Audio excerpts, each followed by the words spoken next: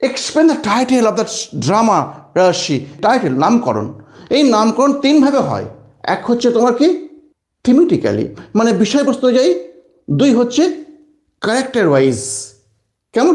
তিন হচ্ছে সিম্বলিক্যালি বা বা আইরনিক্যালি। বুঝতে পারলে? এই তিনভাবে নামকরণ হয়। তাহলে এইটা হচ্ছে রাইডার্স রাশি থেকে আমাদের যে একটাই বড় প্রশ্ন 5 নম্বর কোশ্চেন লিখতে হবে, সেটা অ্যান্সার। আমাদের আজকে অ্যান্সার হচ্ছে টাইটেল। কেমন? দেখো কি লিখলাম, এবার মাইন্ডে ক্লিয়ার করে না। দেখো খুব খুব সোজা, খুব সোজা। এবার মাইন্ডে ক্লিয়ার করে না, দেখো তোমার অর্ধেক মুখস্থ হয়ে যাবে। তুই মাইন্ডে ক্লিয়ার করতে পারো, অর্ধেক মুখস্থ হয়ে গেল। দেখো আমি দুখানা বাক্য বললাম, লিখবো আমি ভূমিকার জন্য। দেখো, the title of the drama she has a symbolical importance. The title, নামকরণটা কার? নাটকটার নামটা কি গো? রাজশাসী।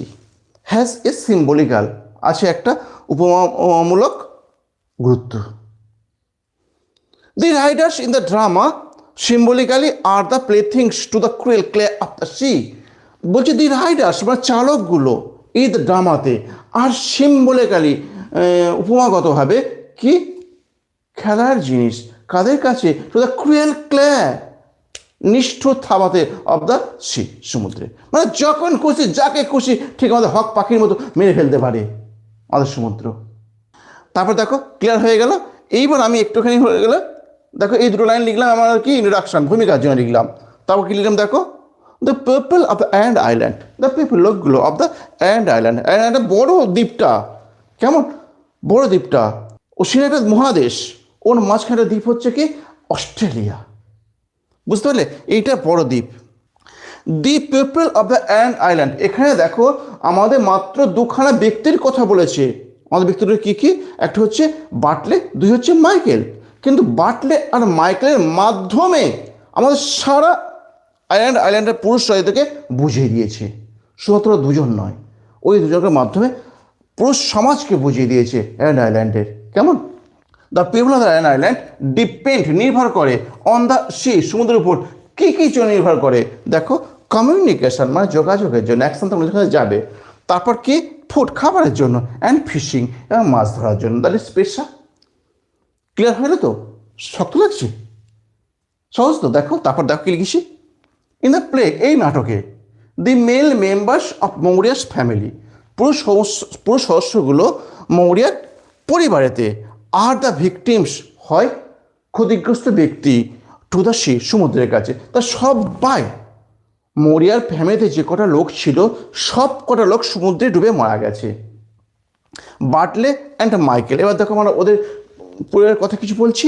বাটলে অ্যান্ড মাইকেল, বাটলে এবং মাইকেল আর দ্য লাস্ট টু মেম্বার্স, হয় শেষ দুটো সদস্য of the family, who try, যা চেষ্টা করেছে, টু গো, যেতে, টু সি, সমুদ্রে। সমুদ্রে কেন গেছে? নিজেদেরকে এনজয় করতে নয়, দেখো, টু সি, সমুদ্রে, টু প্লে, পালন করতে তাদের কর্তব্য, পালন করতে গেছে। সংসার তো চলবে না, সংসার চালাতে গেলে তাকে সমুদ্রে যেতেই হবে, পালন তাদের কর্তব্য। বাট ফেট, মানে ফেট মানে একটু আগে বললাম দুর্ভাগ্য, ফেট মানে দুর্ভাগ্য, আমাদের লাক মানে সৌভাগ্য, ফেট হচ্ছে দুর্ভাগ্য। দুর্ভাগ্য ব্রিংস দেম ডেথ, দুর্ভাগ্য এনেছে তাদের জন্য মৃত্যু এনে দিয়েছে। তারা গেল কর্তব্য পালন করতে, কিন্তু দেখো কি হলো, মৃত্যু এনে দিল। কেমন? এইবার দেখো একটুখানি হলো অন্তর্নিহিত মানে যাচ্ছি। অন্তর্নিহিত মানে দৃশ্যি সিম্বলিক্যালি, দৃশ্যি সমুদ্রটা সিম্বলিক্যালি শোজ, উপমাগতভাবে দেখিয়েছে। কি দেখিয়েছে? The uncontrollable power to the human beings in the island. The uncontrollable power, অনিয়ন্ত্রিত শক্তি, মানে আনডিফিটেড, ওকে কেউ পরাজিত করতে পারবে না। সমুদ্রকে মানুষরা পারবেই না, universal force.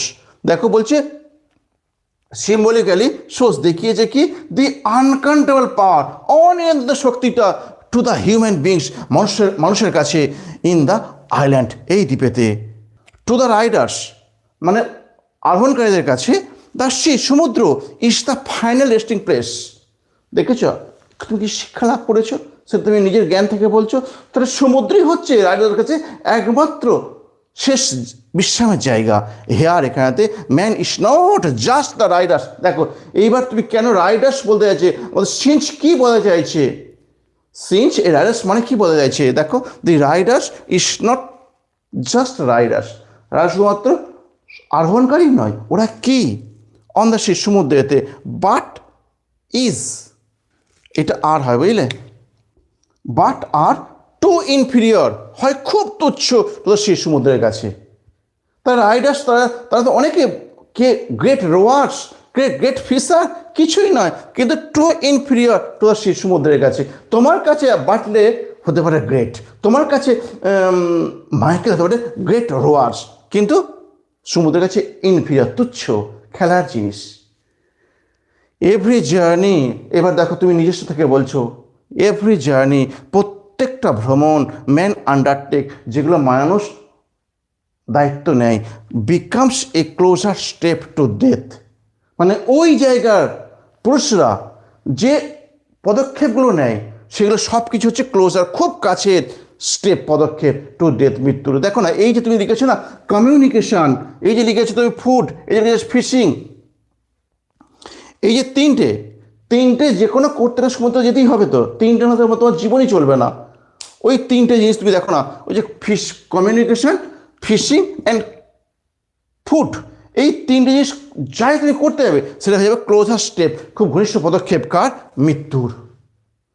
Since has turned a simple story, দেখো সিঞ্চে দেখো আমাদের নাট্যকারের কি ভূমিকা, দেখো সিঞ্চ হ্যাজ টার্নড, সিঞ্চ পরিবর্তন করে দিয়েছে এ সিম্পল স্টোরি, একটা সরল গল্পকে ইন্টু এ ইউনিভার্সাল সিম্বল, একটা বিশ্ব ব্রহ্মাণ্ডের প্রতীকে।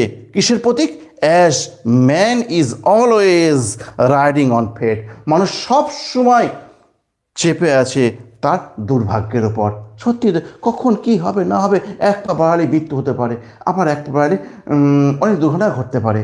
সেগুলো বলছে মানুষ তো সবসময়, আমাদের এই মানুষ শুধু ওই জগতে কেন, এখানেই তো সব জায়গাতেই মানুষ তার ফেটে উপর ভর করে আছে, দুর্ভাগ্যের ভর করে আছে। এবার লিখেছি so the title is completely appropriate, তাই টাইটেল হয় সম্পূর্ণরূপে উপযুক্ত টু দ্য থিম, বিষয়বস্তুর উপর অফ দ্য ড্রামা, এটা বলা আছে না, অফ দ্য ড্রামা আছে এখানে। ক্লিয়ার হয়ে গেল।